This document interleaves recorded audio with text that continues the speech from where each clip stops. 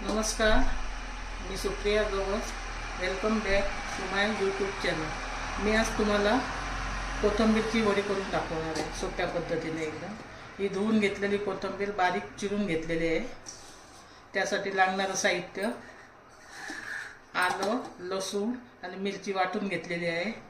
एक मोठं वाटी बेसन, एक वाटी छोटी तांदळाचं पीठ आणि ज्वारीचं पीठ, 2 चमचे पांढरे तीळ, अर्धा चमचा ओवा, 1 चमचा मीठ चवीनुसार घ्यायचं, अर्धा चमचा हळद, पाव चमचा हिंग.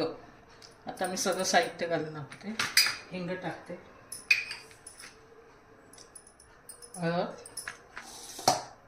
मीठ, तीळ,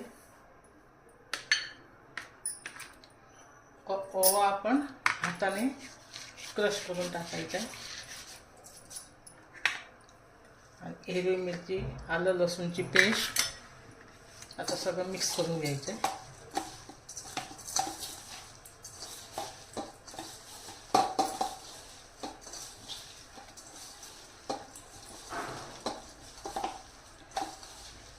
हे मिक्स करून झाल्यावर तांदूळ आणि ज्वारीचं पीठ घालते.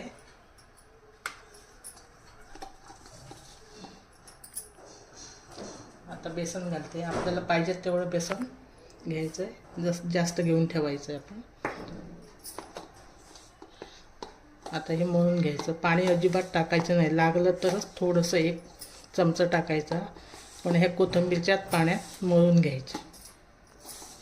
हे बघा, असं गोळा झालेला आहे आपला छानपैकी. म्हणून पाणी बिलकुल घातलेलं नाही आहे. ज्वारी आणि तांदळाचं पीठ ह्यासाठी घालायचं आहे की कुरकुरीत होतात आपल्याकडे. आता आपण असं गोल लांबट करून घ्यायचे.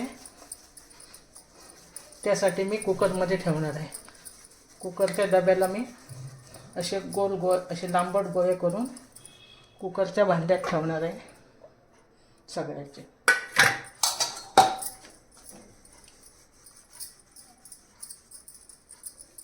बघा, आता सगळे लांबट गोळे बनवून झालेले आहे. आता आपण त्याला कुकरमध्ये ठेवतो. झाकण लावायचं, शिट्टी काढून घ्यायची. पण 20 मिनटं वाफवून घ्यायची. आपण 5 मिनटं गॅस मोठा ठेवायचा, नंतर 10 मिनटं बारीक गॅसवर वाफवून घ्यायची. हे बघा, आता कोथिंबीरच्या वड्या वाफवून झालेल्या आहे. आपण असं बघू शकता. हे बघा, चांगलं वाफवून निघाले आहे. आपण ह्याला डीप फ्राय करू शकतो किंवा शॅलो फ्राय पण करू शकतो. आणि अशा आपण मुलांना न फ्राय करता आपण डब्याला पण देऊ शकतो.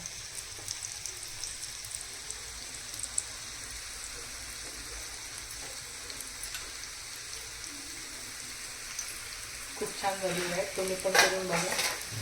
आवडल्यास माझं चॅनल सबस्क्राईब करा. शॅलो फ्राय करून घेते.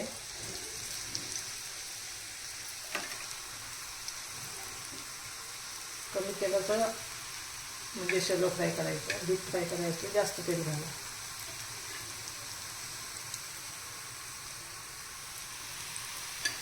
हे बघा, आता खुसखुशीत कोथिंबीर वडी तयार आहे. तुम्ही नक्की करून बघा.